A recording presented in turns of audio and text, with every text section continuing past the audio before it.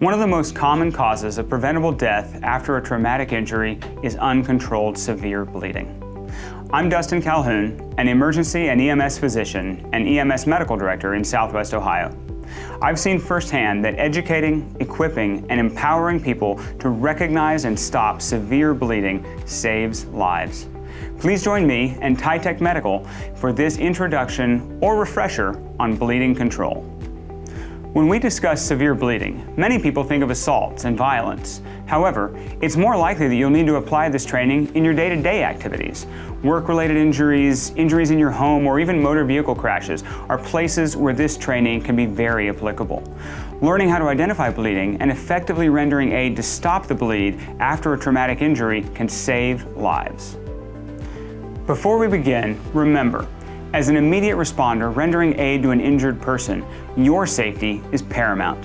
If you get injured, you're adding to the problem, not the solution. These situations can be overwhelming. You need an easy way to remember basic principles of what to do when faced with severe bleeding emergencies. I like the ABCs: alert, bleeding, and compression. A stands for alert. Call for help. Don't ever assume that someone else has alerted first responders. It's up to you to either call or clearly direct someone else to call for help. Be as clear as possible regarding your location. This is especially important if calling from a cell phone, since it's very possible that first responders can't see your location. Letting the dispatcher know your precise location will assist getting responders to the patient faster and save precious time when every second counts. B stands for bleeding. Look for the site of life-threatening bleeding, as the location of the bleeding will guide which method you choose to control it. If necessary, open or remove clothing so that you can see the wound. Don't forget areas that are in contact with the ground. Once the wound is located, quickly determine if the bleeding truly is life-threatening. Examples of life-threatening bleeding include blood that's spurting out of the wound, blood that won't stop coming out of the wound, blood that's pooling on the ground, bandages or clothing that are soaked with blood, loss of all or part of an arm or leg, or bleeding in a patient that's now confused or unconscious. Make a quick and decisive decision, since every second counts.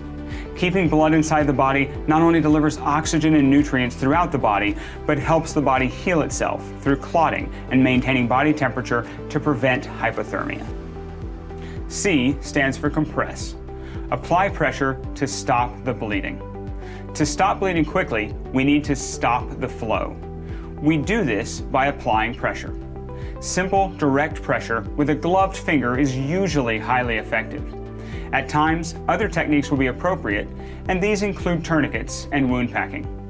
Later, we'll teach you how to perform all three of these techniques, but now let's start by identifying how bleeding in different parts of the body require different compression methods. When it comes to bleeding, there are three zones of the body: the extremities, the junctions, and the torso. The extremities include arms and legs.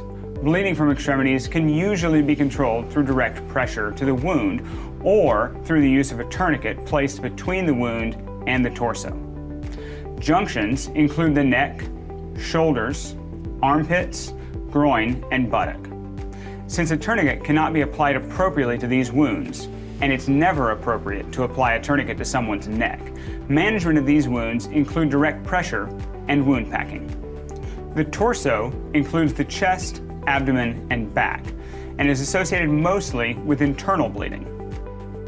Unfortunately, without in-depth training, this kind of bleeding cannot be controlled outside of the hospital.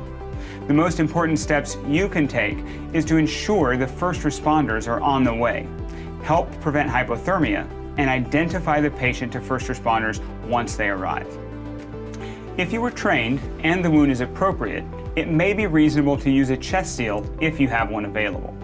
But this is not a bleeding control technique. We'll talk more about that later. To get started, you should always protect yourself by first putting on medical gloves. Most quality public access bleeding control kits will include these. Many public places are adding bleeding control stations. If you choose to render aid and do not have gloves available, be sure to wash your hands or use hand sanitizer as soon as possible and let first responders know of your exposure so that you can be assessed and provided with guidance. So how do you perform the compression methods we've mentioned? Let's start with direct pressure. Rapidly applying direct pressure to a severely bleeding wound can control external bleeding from just about anywhere on the body. Firmly applied gloved hands placed directly onto the bleeding vessel can control bleeding from even the largest blood vessels. You don't need any sort of special supplies, but if you happen to have cloth or gauze available, you can use it to help apply pressure. But it's very important that you keep that pressure well aimed directly over the bleeding site. Controlling the bleeding is more important than sterility at this point. Do not release pressure to see how well it's working. Keep applying firm pressure until relieved by medical providers. Understand that all of the methods discussed may cause the injured person pain, but it is necessary to control the bleeding to preserve life. Talk to the patient, be reassuring, and most of all, be calm.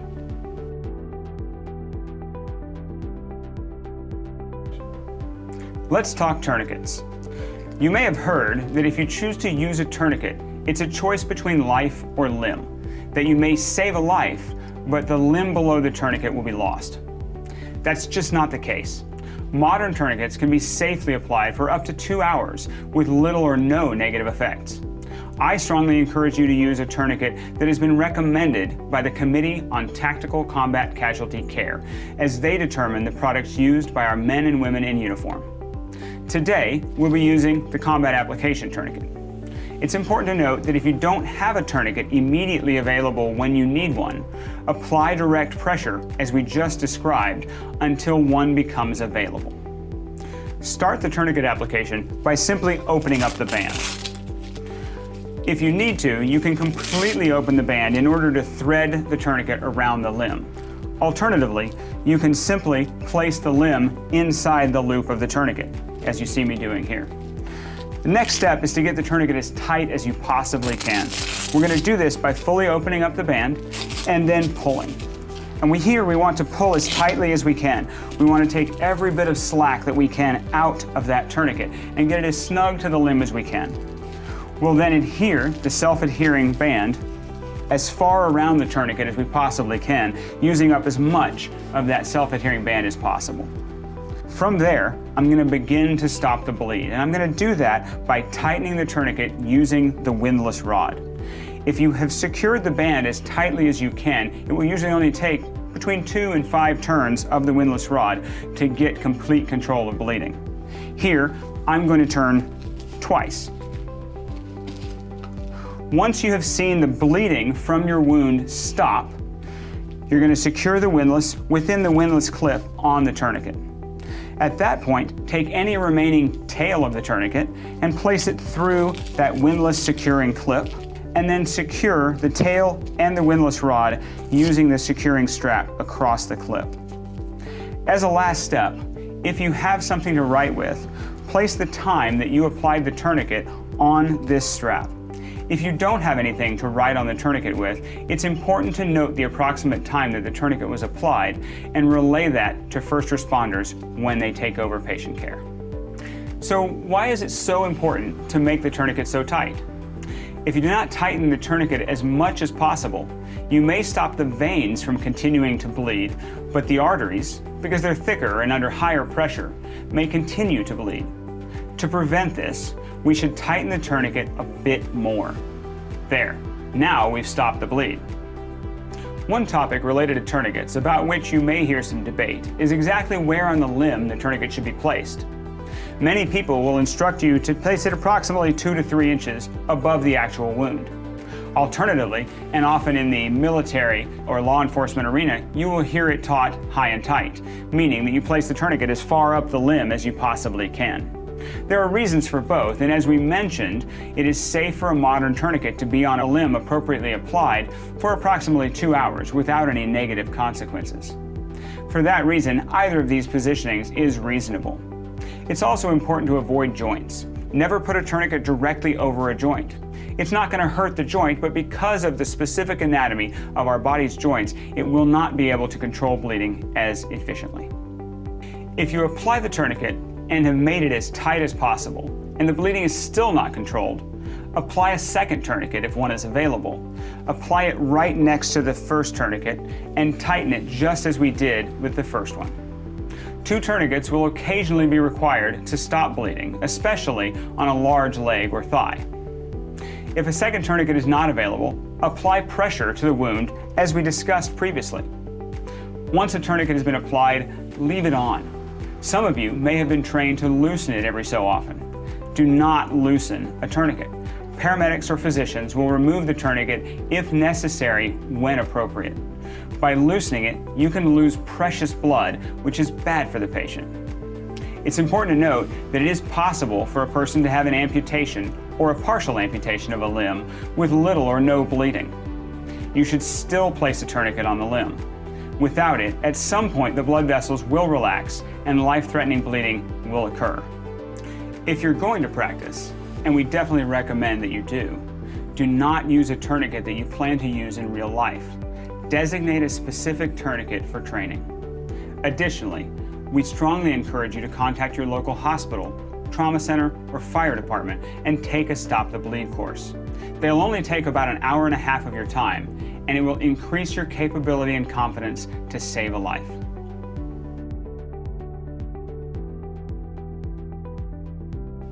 Now, let's go over the steps for packing a junctional wound with gauze, or even clean cloth. First, you have to locate the wound. We've done this previously. Open the clothing, tear away clothing, remove debris, wipe away blood. Do what you need to be able to do to see down in the wound to try to find where the blood is coming from. You may have to wipe away some of the larger, looser blood clots or some of the pooled blood, but you want to see where the source of bleeding is coming from. Looking into the wound, you can often find that single or maybe 2 bleeding sources, but even the largest wounds rarely have more than 1 or 2 sources of most active bleeding. From there, we want to begin packing the wound.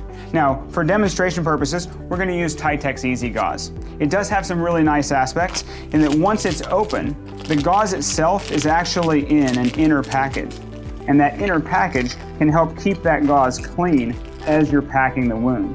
There's a simple tab that allows you easy access while maintaining the packaging. Now, as we mentioned earlier, sterility is not our primary priority here. The most important thing here is stopping the bleeding. So if I were to drop this on the ground, or if I were having to use an alternative, like a tie or a handkerchief or a scarf, I would still do that because we can treat those things later. Bleeding is an immediate life threat. In this case, we have that nice inner packaging that's going to keep this nice and clean for us as we begin to control the bleeding. So here, I've wiped away what I can, I've identified the most significant sources of bleeding, and now I'm going to apply my packing material directly to that most significant source of bleeding. Now, once I've applied this there, and I've put pressure, my goal is to maintain continuous pressure on that source of bleeding throughout this process, while simply adding more material into the wound. And I'm going to do that using a two-handed process here. I will add a little bit of gauze, and then hold pressure. And I'll continue doing that, adding small amounts of gauze into the wound, trying to fill the entire wound cavity if at all possible, while making sure to maintain pressure in that one spot. Now, it's important that as I do this, I maintain my own safety. There can be sharp objects inside wounds. They can be fragments of the item that made the wound, or even bone shards can be very sharp and can certainly cut through exam gloves. So as we're doing this, it's very important to keep your safety as a priority. I'll continue packing, being careful for my safety of any sharp objects in the wound.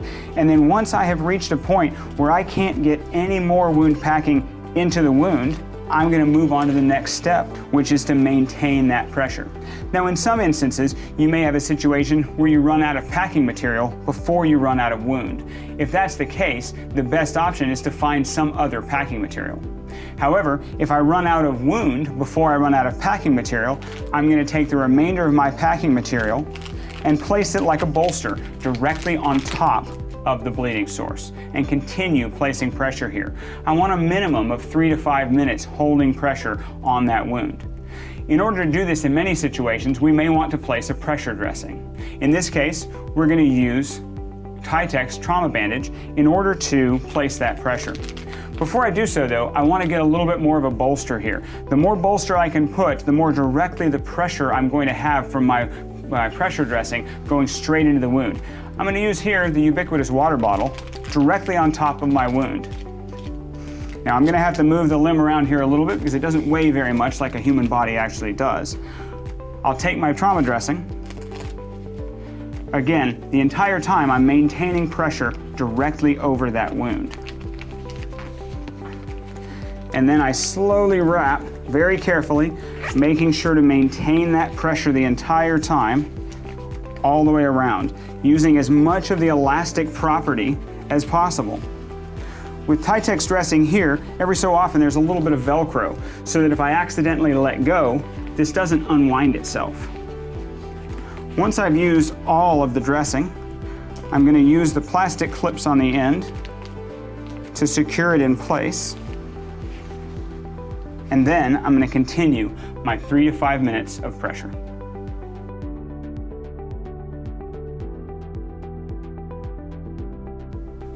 What if a person has multiple wounds? Which wound should you address first? People commonly think that you try to identify the more severe bleed, or whichever is closest to the heart. The simple answer is, the wound that you should address first is the wound that you can use a tourniquet for. Then, you should address other wounds that you have to pack or hold continuous pressure. It's much better to invest 30 seconds of bleeding while you place a tourniquet than it is to invest several minutes while you invest time packing a wound or commit yourself to holding continuous pressure. This does not mean that you have to ignore the other wounds while you place the tourniquet. If you can, use your knee to apply pressure to the second wound while you tend to the first. You may have heard of products called Hemostatic Gauze. This is gauze that's been impregnated with a material designed to help the body build a quicker, better clot. There is evidence that supports these products and that they can have some benefit in certain circumstances.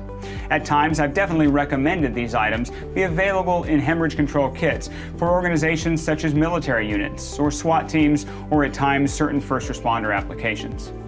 However, there is also plenty of evidence that the most important aspect of hemorrhage control is technique. Well-aimed direct pressure, good deep wound packing with maintained good pressure using a pressure dressing is the key to hemorrhage control and saving a life. Additionally, based on the significant price difference between hemostatic gauzes and standard gauzes, I feel it's much more beneficial for someone to be able to place 10, 20, or even 100 rolls of simple gauze in numerous locations throughout their premises, as opposed to a few rolls of hemostatic gauze in a few places.